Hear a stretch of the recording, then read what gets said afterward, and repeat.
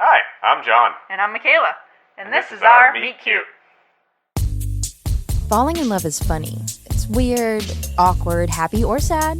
It's a vibe. Where if you know, you know. Or do you? More than anything, it's personal and all around us.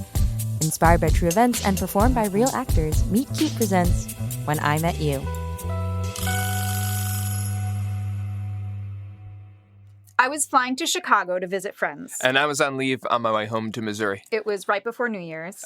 Wait, was that 3 years ago? At the time, John was in the Navy. Yeah, and Micayla was studying to be a nurse practitioner. Which is to say, we were both busy, not really looking for something or someone. Because I was so busy, I hadn't traveled much that year. Nor had I. So, in an effort to be a good guest to the friends I was visiting, I had brought a box of chocolates as a housewarming gift. And I had brought railroad spikes. Surprisingly, also as a housewarming gift. I was going to weld them together to make a clock for my sister.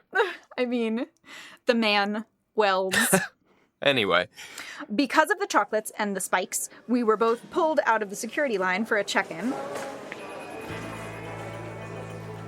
Standing to the side of TSA, I noticed him right away. Tall, handsome. Oh, come on now. You were?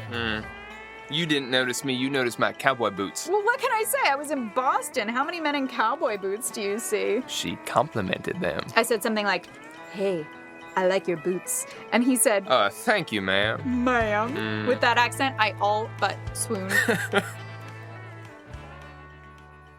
But we didn't strike up a conversation. I mean, not right away. You should have tried. Well, thankfully, we ended up on the same flight. I noticed him again at our gate. He was deeply engrossed in a book. He didn't look at me once, although I kept trying to get his attention. Oh, no. I was looking. You just didn't catch me because I was being covert. I was keeping an eye on you. Sure. You have to imagine, I just thought he was a good-looking man. As John said, I was in nursing school and not looking for my studies to be complicated by some guy. Oh, some guy.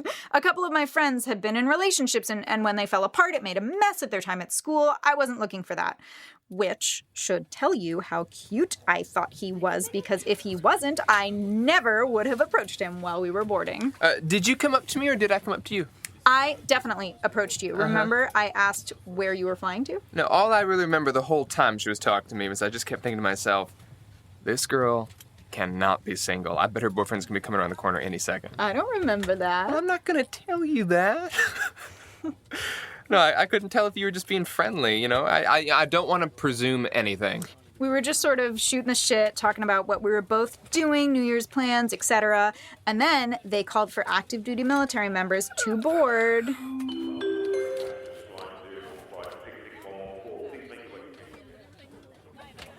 I didn't want to stop talking to her. And I remember thinking, should I be flattered that they're calling for active duty first and he's waiting with me instead? Yeah, you should have been flattered. Then we boarded the flight. But we weren't seated together. Would have been too perfect. You immediately fell asleep as soon as you sat down. Did I? You had your eyes closed by the time I boarded, like a minute behind you. I was probably exhausted. No, the Navy can be very exhausting. Anyway, as is a pattern in our Meet Cute, I decided to take action. So, when we got off the plane, I thought I'd give it one last go. I waited for him to deplane. I don't know what it was, but something in me did not want to say goodbye to this guy. I asked him to get lunch, something like, "Hey, if you're not doing anything, would you want to grab a bite in Terminal 4? And I wanted to. I really, really wanted to, but... He had a short layover. Which I cursed at the time. I thought that was it. But thankfully, and it was right about that time that I realized that I might actually have a chance with her, so we exchanged numbers. He realized that he might have a chance with me because I said, "Well, if you're ever down in Boston, maybe we can meet up." Yeah, okay. No, it took me a minute, but in all fairness, it's a compliment because I was just sure that you were completely out of my league. My persistence paid off in the end. He sent me a Happy New Year's text after becoming Snapchat friends. As is the millennial way. We texted throughout the holiday. And I knew I liked you by then.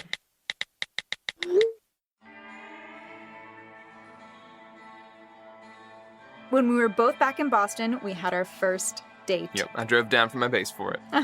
It was a great date, but he didn't kiss me on it. I didn't want to push my luck, but on the second date... We did kiss.